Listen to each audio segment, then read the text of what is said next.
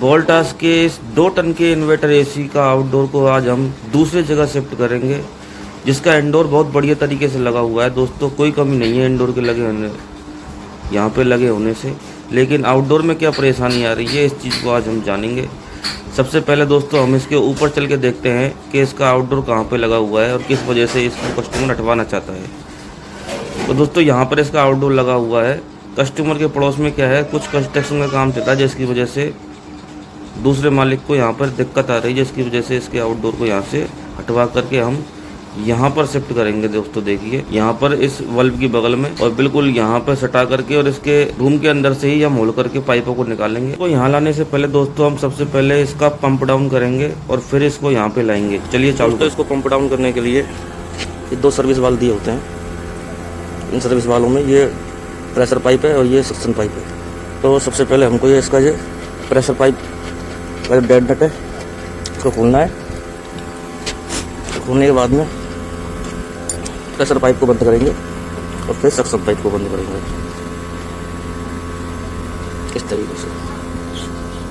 Pressure pipe को करीब 15 से 30 सेकंड के बीच में बंद रखना है इसको, और फिर एक बंदे को नीचे भेज करके जैसे सक्शन पाइप में बंद, उसके तुरंत बाद पूरे एसी की पावर को बंद कर देंगे। देखिए दोस्तों ये इसका कंप्लीट पंप डाउन हो गया है। अब इसके हम पाइपों को आसानी से खोल सकते हैं।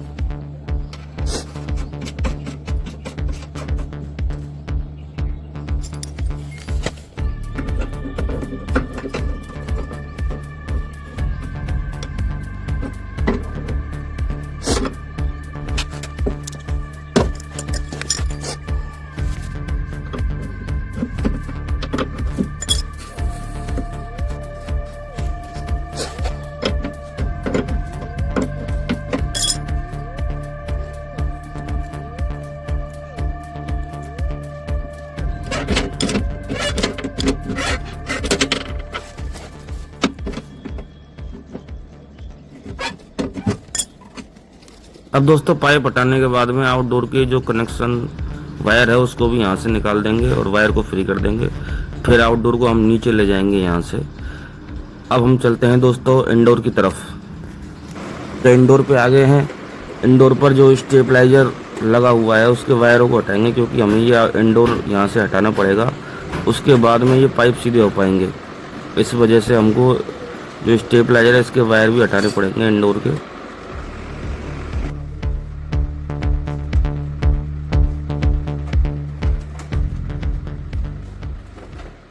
इंडोर को दोस्तों हमने निकाल दिया है। अब इसके जो पाइप हैं उनको हम प्रॉपर तरीके से सीधे कर देते हैं, जिसकी वजह से पाइप डैमेज ना हो। और पाइपों के जो छोर हैं उनके ऊपर हम शैलो टेप लगाएंगे पैकिंग वाली। इसमें अपन इंसुलेशन टेप भी लगा सकते हैं, जिससे कि इसके अंदर डस्ट मिट्टी वगैरह ना जाए।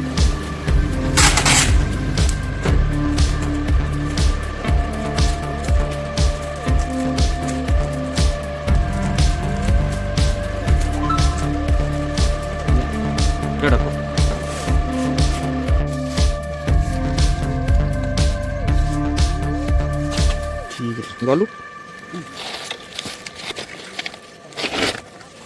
अब दोस्तों कंप्लीटली हमने एसी को डिसमेंटल कर दिया है और यहाँ पर अब आउटडोर को लगाएंगे और इसके पाइपों को भी प्रॉपर तरीके से ठीक करेंगे।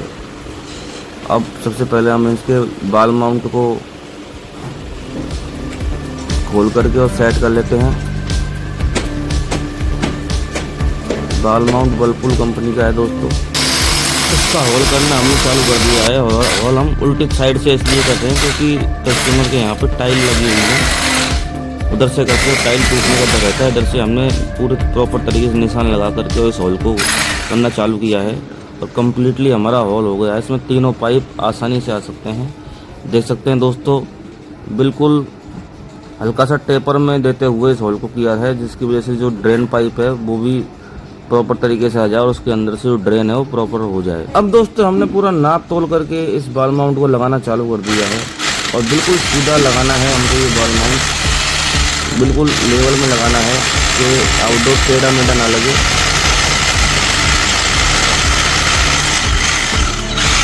तो पहला बॉल माउंट हमने टांग दिया है इसका।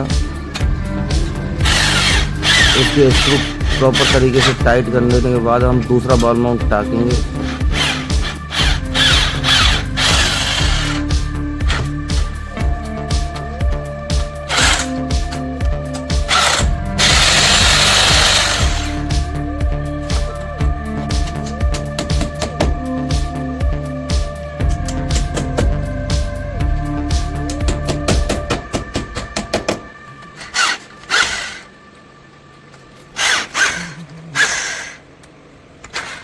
दूसरे बॉल माउंट के जो फास्टनर है प्रॉपरली लगा दिए हैं। अब दूसरा बॉल माउंट भी हमने लगा दिया है। इसको टाइट कर देने के बाद देखो कुछ इस तरीके से दिखता है दोस्तों ये बॉल माउंट। अब आउटडोर लगाने से पहले हम इंडोर पे टेफ्लॉन टेप लगाएंगे, क्योंकि गैस लीकेज होने का डर नहीं रहता टेफ्लॉन टेप लगाने से। इस ब्रांड का दोस्तों हम टेफ्लॉन टेप कहते हैं। देखो रजिस्ट टेप। क्या बोल रहा है? अब इंडोर को यहाँ पे विराजमान करेंगे जहाँ पहले लगा हुआ था।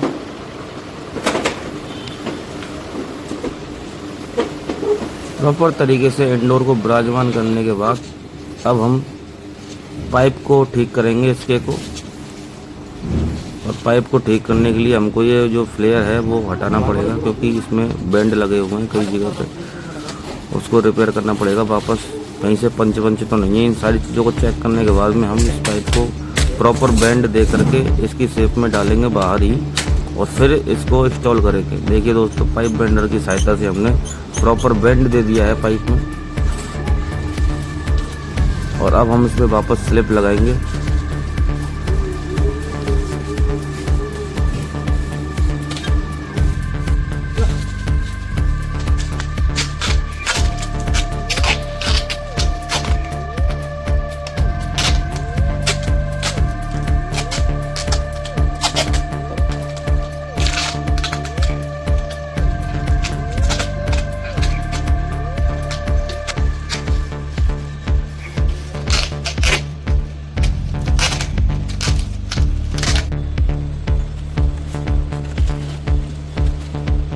ये देखिए, और अब हमने इसका पाइप डाल दिया है अंदर, और अंदर डालने के बाद हम इसको इंडोर से कनेक्ट करेंगे और फिर इसका आउटडोर यहाँ पे विराजमान करेंगे। तो अंदर सेट करने के बाद में दोस्तों इसको चालू करते हैं अब कसना किया गया यहाँ पर। उससे पहले इसमें जो हमने सेलो टेप लगाई थी इसमें डस्ट ना जाए, उस टेप को यहाँ से रिमूव करेंगे और इसके फ्लेयरों को प्रॉपर तरीके से ठीक करेंगे, जो कि हल्का फुल्के डैमेज हुए हैं। इसको बनाया नहीं है हमने, हल्का सा ठीक किया है बस फ्लेयर नट को, क्योंकि ये हल्का सा ख़राब हो गया था।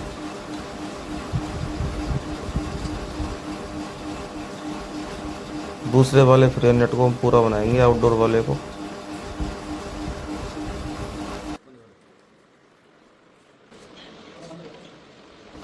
फ्लेयरों को अच्छी तरह कस के, और अब हम चलते हैं दोस्तों इसके आउटडोर की ओर। ये प्रॉपरली हमने इसको टाइट कर दिया है और अब हम इसके आउटडोर को विराजमान कर दिया है, और ग्रोमिट रबड़ जो होती है वो लगा दी है। ये रबड़ हमने इसलिए लगाई ताकि आउटडोर जब रनिंग पोजीशन में हो उस समय वाइब्रेशन वगैरह नहीं आए। एक ग्रोमिट रबड़ दोस्तों हमेशा किसी भी आउटडोर में लगाना ज़रूरी है। अगर इसको नहीं लगाएंगे तो हो सकता है अपने आउटडोर में से वाइब्रेशन आए। तो इसको अच्छी तरीके से टाइट वाइट करा के हम अब बनाएंगे इसके फ्लेयर्स। चारों नटों को प्रॉपरली टाइट करने के बाद में हमने इंडोर के जो फ्लेयर नट हैं वहाँ पर सेलो टेप लगाई है और उसकी फोम वगैरह भी सेट करी है प्रॉपर तरीके से। और इसके जो वायर वगैरह है, ड्रेन पाइप जो है उसको भी प्रॉपर तरीके से सेट किया है।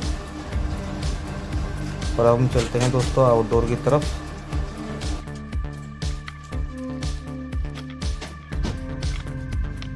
पाइप बेंडर की मदद से हम इसके जो है पाइप को मोड़ेंगे।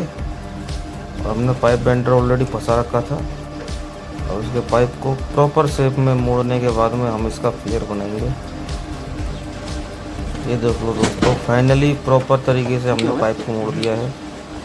और अब हम इसका चालू करेंगे फ्लेयर बनाना पाइप बेंडर निकालने के बाद। फाइनली पाइप बेंडर हमने निकाल लिया और फ्लेयर बनाना अब चालू कर दिया।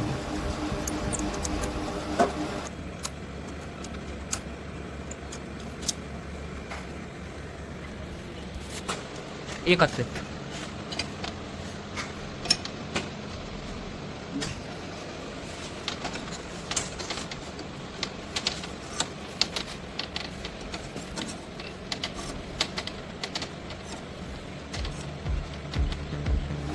इसका जो आप वाला फ्लेयर नट है वो हमने फाइनली बना दिया है और बहुत ही अच्छी तरीके से बढ़िया क्वालिटी का हमने फ्लेयर नट बनाया है दोस्तों। आप देख सकते हैं जो अच्छी क्वालिटी का फ्लेयर नट है दोस्तों, कुछ इस तरीके से दिखेंगे आपको।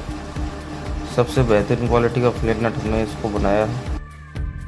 अब दोस्तों हम इसके अब आउटडोर पर टेफ्लॉन टेप लगाएंगे फ्लेयरों पे और उसके बाद में इसके नटों को प्रॉपरली कस देंगे। टेफ्लॉन टेप लगाना दोस्तों हम इसलिए ज़रूरी समझते हैं क्योंकि ताकि कोई इसमें माइनर लीकेज ना रहे। इससे ना तो कस्टमर का लॉस होगा ना हमारा लॉस होगा, क्योंकि अगर गैस लीकेज होगी तो इसको फ्री में रिफ़िल करना पड़ता है। बिकॉज 3 महीने की हमारी तरफ से हम गारंटी देते हैं, कभी अगर एसी को लगवाता है तो हमसे। दोस्तों इसमें करीब 50% फ्लेयर को तो हमने हाथों से ही कसना पड़ता है, क्योंकि कभी कभी इसकी चूड़ी ना मर जाए, तो इस चक्कर में 50% फ्लेयर को हमेशा हाथों से कसना चाहिए। उसके बाद में जब पूरा टाइट हो जाता है तो एडजस्टेबल का इस्तेमाल या फिर टॉर्क रिंच का इस्तेमाल हमको करना चाहिए इसके लिए।